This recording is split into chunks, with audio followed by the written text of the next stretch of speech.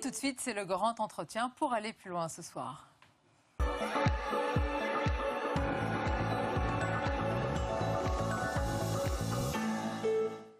Avec un peu plus de recul ce soir, on va analyser ensemble les conséquences du vote hier, le paysage politique. Qu'est-ce qui peut vraiment changer avec cette présidentielle? Le regard critique du philosophe ce soir, Michel Onfray, bonsoir. Bonsoir. Bienvenue. Alors, vous n'avez pas été spectateur hier, Michel Onfray, de la soirée électorale, puisque vous l'avez vous-même commenté en quelque sorte, en direct et en public depuis le Théâtre Antoine à Paris.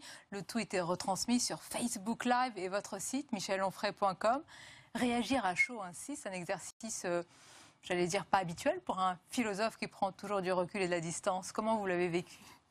C'est inhabituel parce qu'on ne les invite pas et qu'on a toujours les mêmes qui s'en viennent commenter les chiffres nouveaux, même si pendant 6 mois ils ont dit tout et n'importe quoi, le contraire de tout, on les invite à nouveau, et un peu comme avec la météo, il nous donne le temps qu'il a fait hier avec une extrême précision, mais rarement le temps qu'il va faire demain.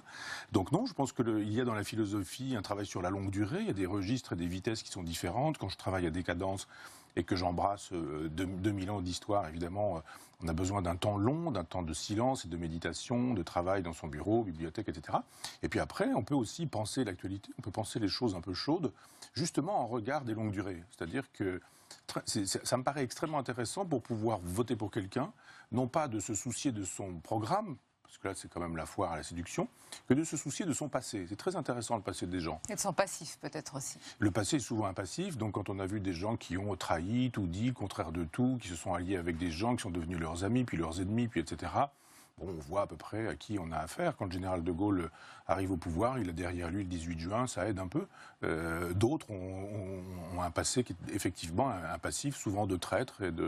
Donc c'est intéressant, ça permet de savoir. C'est pour ça que vous êtes abstenu alors au premier tour? Non, c'est pas la vraie raison. La vraie raison, c'est qu'il y en a plusieurs, il y en a au moins deux grosses, je dirais. La première, c'est qu'en 2005, quand j'ai fait partie de ceux qui ont voté pour le référendum contre la formule libérale de l'Europe, et non pas contre l'Europe, il y a eu un non massif. Et en 2008, on nous a dit, vous aurez exactement le même texte. Et Valéry Giscard d'Estaing qui dit dans Le Point que c'est le même texte. Quelques virgules qui ont changé, avait-il dit, je me souviens. Vous avez absolument raison, il avait juste pour donner l'impression que c'était un autre texte. Vous pouvez dire que formellement c'était un autre texte. Et puis les députés et les sénateurs ont dit ce que le peuple a voulu, nous n'en voulons pas. Et nous décidons que de toute façon, ce référendum que vous avez refusé, enfin du moins auquel vous avez répondu par non, nous y répondons par oui, et vous y aurez droit. J'ai estimé que c'était un coup d'État à sa manière, parce que où la souveraineté existe, où on recourt au référendum et puis on obéit au référendum, ou alors on dit je fais un référendum, je souhaite que ce soit oui, si c'est non, on le mettra à la poubelle, si c'est oui, on le garde. Et je me suis dit à partir de ce moment-là, le devoir du citoyen, non pas l'électeur, mais le devoir du citoyen qui est l'homme politique, qui est censé nous représenter, c'est de respecter les décisions qui sont prises. Donc ça, c'est la première raison qui fait que, dans la mesure où il y a une rupture de contrat social, je n'y suis pas allé. Restons sur cette première raison. Et puis, restons sur cette première raison, vous me développerez en quelques instants la deuxième. Quand vous dites, et on comprend, les cicatrices et les Français les portent encore sur ce référendum et cette parole non respectée. Mais aujourd'hui, vous avez eu hier des candidats qui étaient pour, par exemple, la sortie de l'euro. C'est factice, selon vous? Je vais vous donner la deuxième raison. Parce que la deuxième raison, c'est que en fait, tout a été fait pour que le goulot d'étranglement arrive à ce qui s'est passé là. C'est-à-dire qu'au bout du compte, on nous a dit il y a des grands candidats et des petits candidats. Pourquoi les grands sont-ils grands et pourquoi les petits sont-ils petits? C'est étonnant. Regardez, les petits candidats, ce sont tous des gens qui sont contre la formule libérale de l'Europe. Drôle, hein? Et tous ceux qui sont des grands candidats sont tous des gens qui sont pour la formule de l'Europe. Vous voulez dire qu'on a appelé petits candidats ceux qui sont contre le système Non, c'est que... Dans lequel vous nous mettez les médias. Ah, je ne vais pas parler de médias, pas encore. Non, mais je suppose parce que... non, mais je dis que quand vous avez les fameux grands candidats, vous en avez deux qu'on présente comme des sceptiques. Marine Le Pen et Jean-Luc Mélenchon. Vous êtes une observatrice avisée, vous aurez bien vu que dans les derniers temps, ces deux-là nous disaient qu'on allait voir, qu'on allait négocier. Mélenchon dit, moi je vais voir Merkel, quand elle va me voir, elle va se calmer, on va refaire un traité, là, ça va être autre chose, et vous allez voir, dans le genre, on garde, mais on ne garde pas tout en gardant. Sous-entendu, on ne touche pas à l'euro, on ne touche pas à l'Europe. C'est bon, il pouvait faire partie des grands. Marine Le Pen qui décide de tout, des boutons de guêtre, elle dit, il y aura ceci, ce sera cela, etc. Sur la question de l'Europe, c'est la même chose. On négociera, après la négociation, on fera un référendum, on verra ce que donnera ce référendum, etc. Bon, ces deux-là avaient gagné le droit de faire partie des grands parce qu'ils avaient montré des gages aux gens qui estiment que la politique, la vraie, la seule, la sérieuse, c'est de rendre possible... Alors si je suis votre raisonnement, un candidat qualifié entre guillemets de petit, mais qu'on aurait dû qualifier selon vous de grand parce qu'il incarne une véritable rupture par rapport à l'euro et à l'Europe, ce serait François Asselineau. Non, je dis pas ça, je dis que... C'est ce qu'il dit lui. Alors c'est plus subtil, les médias, vous savez bien. C'est-à-dire qu'ils n'ont pas des gros sabots, c'est quand même beaucoup plus subtil que ça, donc on fabrique la petitesse du petit candidat.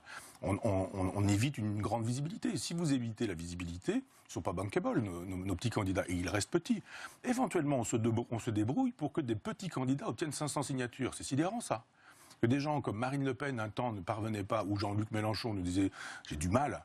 Avec leur surface politique, ils avaient du mal à trouver 500 signatures. C'est drôle. Asselineau, qui fait 0 et quelques, enfin quasiment en dessous de 0, il a ses 500 signatures. Il n'y a aucun problème. Cheminade, il a aussi ses 500 signatures. Drôle, quand même, que ces gens-là aient leurs signatures. Parce qu'effectivement... Drôle ou alors vivifiant pour la démocratie? Non, c'est ironique. Vous voyez bien, on choisit des comiques, on choisit des guignols. Jean Lassalle, c'est formidable. Quand on a un candidat comme ça, il n'y a pas de problème. Il est drôle, c'est fantastique, c'est la ruralité, il a un accent...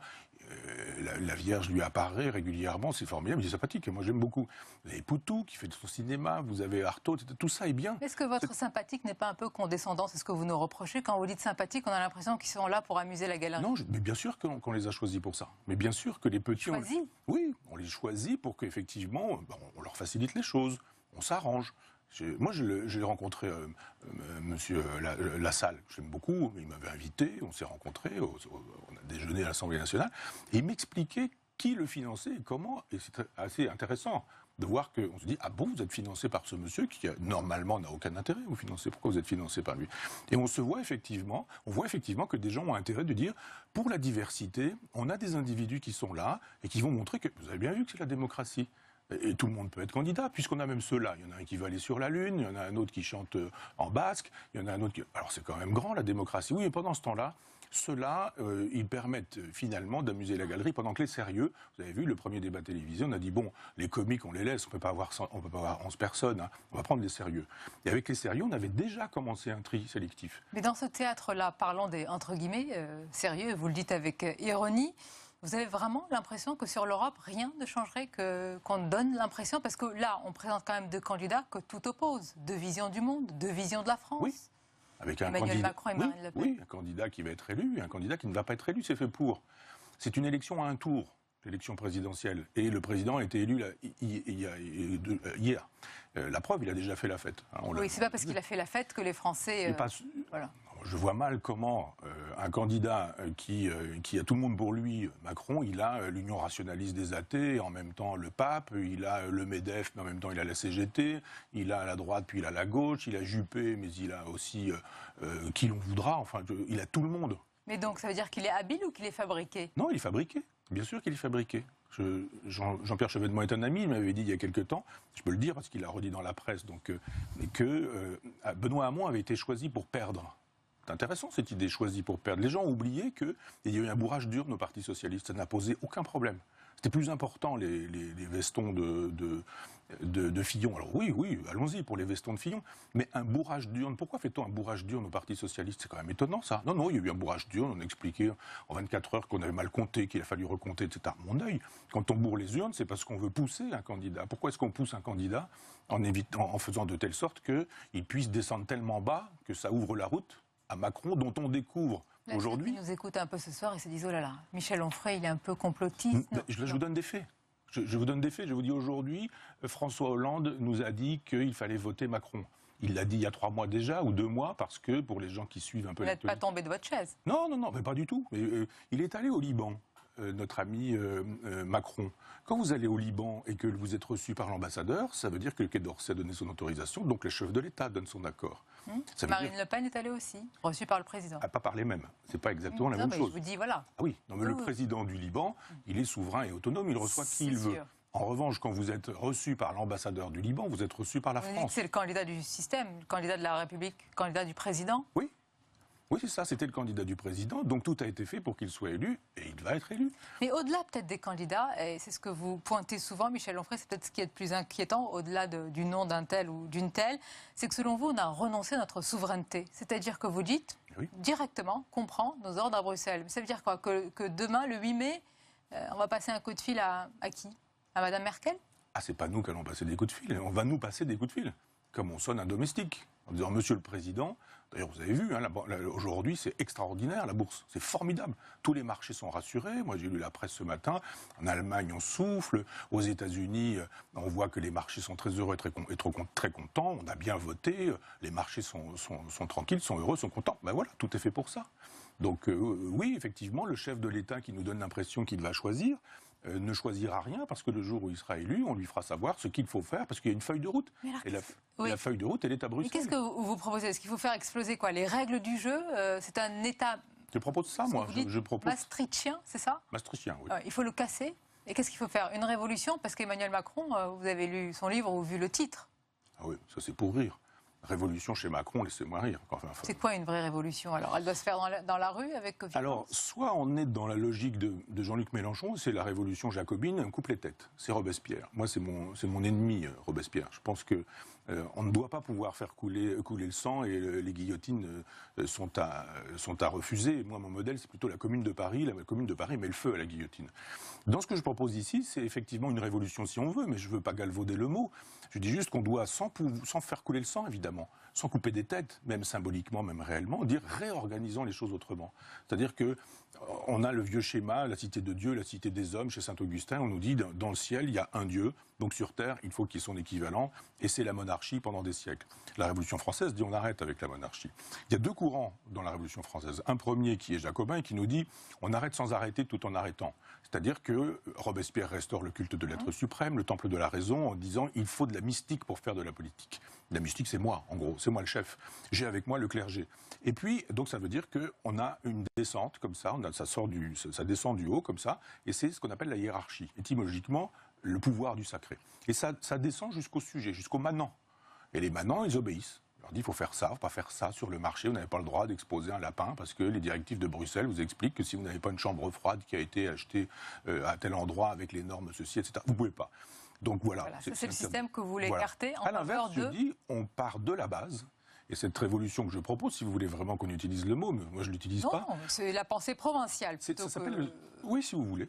Si on peut la résumer oui, d'ailleurs, parce que pour moi, provincial, vous y êtes né, vous y êtes toujours, et vous... C'est formidable, les provinces. Et la province. Je n'ai pas dit le contraire. Non, je n'ai pas dit que vous l'aviez dit. Je dis juste que quand on veut faire de la politique à partir de la base, on dit il y a des intelligences collectives. Il y a des gens qui savent, des paysans, des agriculteurs, des instituteurs, des médecins, des gens de terrain, des gens qui sont là, qui savent comment ça marche, une vigne, comment ça marche, un village, comment ça fonctionne, etc., etc. Redonnons le pouvoir aux communes avec des gens qui sont susceptibles de faire de telle sorte que le citoyen fasse le pouvoir. C'est le principe de l'autogestion. Et puis après, ça grimpe. C'est-à-dire ça ne descend pas du ciel, ça grimpe jusqu'à un État, on ne va pas rentrer dans le détail, mais on peut constituer un État qui soit libertaire parce qu'il serait la garantie des libertés, plutôt que l'État théocratique qui décide qu'il est autoritaire et le chef décidera pour tout le monde. Nous attendons des solutions d'un homme providentiel. C'est pourquoi d'ailleurs ils nous séduisent. Avec moi, il y aura plus de neige en hiver. Vous préférez la fameuse décence ordinaire d'Orwell. Oui, mais j'aime les gens qui sont au contact du réel. Je vais vous dire très sincèrement, la vérité, je reçois de nombreux invités, vous le dites vous avec talent, cette forme d'État finalement nouveau que vous voulez, mais d'autres l'ont dit et n'y arrivent pas. Pourquoi est-ce qu'on n'arrive pas justement? Quels autres? D'autres personnalités qui ont venues de la société civile, qui ont voulu incarner cela, cet État-là, qui serait moins centralisé, etc. Et si vous voulez que je cite des noms, il y a Alexandre Jardin, il y en a d'autres. Pourquoi est-ce qu'on y a... écoutez, sérieux. Mais pourquoi j'allais dire, votre idée, votre inspiration marcherait plus que celle des autres, basée sur la même idée? Je ne dis pas ça. Je dis qu'Alexandre Jardin, il avait une excellente idée. Il a dit à un moment donné, il va falloir qu'une espèce de consultation citoyenne permette de faire monter, de faire émerger un nom. J'ai trouvé ça extrêmement intéressant. Quelle est la méthode Onfray? Et comment ça s'est passé avec Jardin? Un jour, il a dit, au fait, le nom qui émerge, c'est le mien. Et c'est moi qui serai le candidat de cette société. Et d'un seul coup, les gens ils ont découvert à la radio, à la télévision, qu'Alexandre Jardin s'était autoproclamé candidat de la société civile. Il n'a pas obtenu ses signatures, mais c'était pitoyable. Cette idée était bonne. D'ailleurs, quelques-unes de ces idées sont bonnes. Gardons l'idée pour, vous dites, un État jacobin, Quelques-unes de ces idées sont bonnes parce que c'est les miennes, ce sont les miennes, hein, et qu'il connaît mon travail et qu'il s'en sert assez régulièrement. Non, mais c'est très bien. Moi, quand mes idées sont à bon entendeur. Eh oui, il est venu à l'université populaire, il connaît mon travail, et puis vous savez quand... C'est une bonne chose quand on s'inspire des idées des autres, c'est qu'elles sont bonnes. Ce qui est mieux, c'est de les citer. Parce que là, au moins, on est capable de dire qu'on peut travailler en synergie, que par exemple, l'université populaire, c'est très exactement une proposition concrète et qui rentrait tout à fait dans les projets ou les programmes d'Alexandre Jardin, mais ce n'est pas important, Alexandre Jardin. Je pense que ce qui était important, c'était cette idée qui a été dévoyée, hélas. C'est-à-dire cette bonne idée à l'origine d'Alexandre Jardin, elle a été dévoyée par quelqu'un dont on a découvert qu'il était dans une logique jacobine.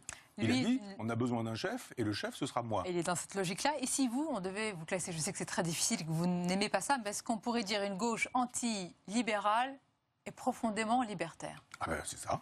Si vous voulez des étiquettes, allons-y. Oui, oui, absolument. Gauche antilibérale, c'est ma cohérence depuis le début. Donc certains pointent en disant oui, mais une fois il y a eu celui-ci, puis une fois il y a eu celui-là, etc. Je dis mais oui, on peut effectivement imaginer qu'il y a des contradictions dans cette aventure, mais je vous rappelle que ce qui liait ces individus-là, c'était effectivement une gauche antilibérale. Et précisément une gauche libertaire. Et je dis qui est le personnage qui m'inspire, c'est Proudhon. Oui. Et c'est un socialisme libertaire, justement, qui démarre des communes, des communautés, de l'autogestion, du talent des gens. Mais quand vous dénoncez, critiquez l'Europe, vous savez ce qu'on va vous dire. On va vous accuser de tous les maux. MOTS, MAEX, de tout. Oui, oui. Bon, ça, j'ai un peu l'habitude. Le problème, c'est pas ce qu'on dit de moi ou ce qu'on pense de moi, c'est que des gens puissent entendre un discours alternatif et que les gens puissent se faire directement un avis. C'était pour arriver à cela que je vous disais ça. On ne veut pas entendre un discours alternatif sur l'Europe aujourd'hui? Parce qu'on a eu quand même l'impression, nous, pendant ce débat, qu'il y a eu quand même pas mal de candidats souverainistes qui voulaient la sortie de l'euro, qui voulaient faire la peau à l'Europe. Oui, mais lesquels? Des gens qu'on a... Je ne vais pas citer de nouveau François Asselineau, on va croire que je le soutiens maintenant voilà, avec son score. Voilà. Mais pourtant, ces idées ne sont pas audibles. C'est la question de... Il a beaucoup cité de textes et d'articles. Oui, mais il n'avait pas tort. Ça a simplement fait... ça a généré des colibés le lendemain. On s'est moqué de lui en disant ah là là, il y avait des comiques. Alors que lui montrait qu'il fallait tenir compte de ces règles du jeu pour les contourner. Absolument. Il disait mais en fonction de cet article, vous ne pourrez pas faire ce que vous annoncez. On ne peut pas entendre ce propos-là, qui est un propos juste et un propos vrai. Il dit mais simplement si vous restez dans cette règle du jeu, vous ne pourrez pas. Et c'est dit. Ça n'est pas entendu, ça n'est pas compris, et on dilue tout ça parce qu'on dit bon, c'est aussi un personnage qui fait partie de ceux qui estiment qu'on doit pouvoir aller sur la Lune, et donc on se dit bah évidemment, si c'est l'idée de quelqu'un qui pense qu'il faut se dépêcher pour partir sur la Lune, bah voilà quoi, c'est l'idée de quelqu'un de lunaire pour rester. Le divorce Paris-Province est une rupture permanente. Comment la soigner aujourd'hui? Est-ce qu'il faut mettre plus de justice, tout simplement, de bon sens? Les Girondins disaient très précisément, il y avait 83 départements à l'époque, hein, les Girondins disaient Paris doit peser 1/83e de la représentation nationale. Ben voilà, ça me paraît normal que Paris ne pèse pas 95%. Combien pèse Paris aujourd'hui? Non, je dis 95, une majorité, oui. On dira. Et que tout se passe là. Moi, j'habite en Normandie. Si on doit prendre un train, quand il y en a, si on doit prendre un avion, si on doit, etc., enfin, tout passe par Paris. Si on veut voir son éditeur, si on veut venir s'exprimer sur les chaînes nationales, ben, effectivement, il n'y a pas de décentralisation. Il faut passer par Paris. Tout est à Paris. Et effectivement, c'est une vraie révolution d'imaginer qu'on pourrait redonner aux provinces des pouvoirs, et notamment de redonner du pouvoir. Ce serait donc celle-là, selon vous, la vraie révolution? Je reviens à l'autre révolution que vous avez critiquée tout à l'heure, parce que, encore une question en tête, malgré tout, Michel Onfray, il n'était pas connu il y a quelques mois, quelques années en tous les cas. Emmanuel Macron, sans parti, sans soutien, il en a eu beaucoup après, et vous les connaissez, on peut les citer. Est-ce que ce n'est pas quand même un changement en douceur, même si le mot révolution est galvaudé, malgré tout? On découvrira un jour que la Bible de ces gens-là, c'est Orwell. C'est-à-dire que vous avez des cabinets de consultation qui ont fabriqué un programme qui n'est pas un programme. Voilà un homme qui nous dit il n'y a pas besoin d'avoir un programme. Et les Français l'auraient avalé tout cru comme évidemment. Puisque c'est tous les jours qu'on vous fait savoir que finalement il y a les mauvais d'un côté, il y a les bons de l'autre, que les mauvais ils sont parfois ridicules, parfois etc. Les comiques s'en donnent à cœur joie, et puis à un moment donné où vous finissez par dire finalement il reste plus que celui-là. Regardez à quoi ça ressemble aujourd'hui toute la palinodie de gens qui disent ah non on va pas voter pour Macron, on va voter contre Marine Le Pen. En gros ils sont bien obligés de voter pour celui qui a été choisi par ces cabinets de consultation où on se dit voilà il y a des segments, il va falloir draguer ceux-là. Alors là, un jour, on dit il n'y a pas de culture française. Une autre fois, on va en Algérie et on va parler du génocide. Une autre fois, on va flatter la croupe du cheval de Jeanne d'Arc. La contradiction des responsables politiques, c'est pas nouveau. Non, mais à chaque fois, vous avez emmagasiné un secteur, un segment de la société. Et quand vous avez dit du bien de Jeanne d'Arc, quand vous avez dit du bien du général de Gaulle, quand vous avez dit du bien de François Mitterrand, quand vous avez dit du bien du FLN, par exemple, en Algérie, quand vous avez dit qu'il n'y avait pas de culture française et que vous avez séduit tous les incultes, ça fait du monde, eh bien, il y a un moment donné où chacun n'entend que ce qui lui a été dit personnellement. Il dit, mais ça me va, et ce personnage, on va laisser de côté le reste, finalement, je vais voter pour lui. Voilà pourquoi on a des gens comme Robert Hue qui soutiennent cet individu, qui est aussi soutenu par... Il par... ne sera pas au gouvernement, oui. Oui, oui, non, mais on cite souvent l'arc de Robert Hue à Alain Madelin. Eh ben oui, alors comment, ou à Madelin, donc c'est quand même un coup de force de réussir un programme de com. C'est ce qui fait qu'un jour, comme par hasard, vous allez acheter cet instrument, ce téléphone, cette voiture, je ne sais quoi. Un jour, tout est fait dans la logique publicitaire pour que le jour où vous ayez besoin d'une lessive, vous achetiez la lessive Macron. En tous les cas, votre révolution à vous, elle s'appelle La Province, les provinces, et on la retrouve dans ce livre, Décoloniser les provinces. Michel Onfray, merci d'avoir été notre invité. Moi qui vous remercie. Merci je retourne dans ma province. On arrive à la fin de cette émission, mais d'abord, ce sont les moments choisis sur Public Sénat.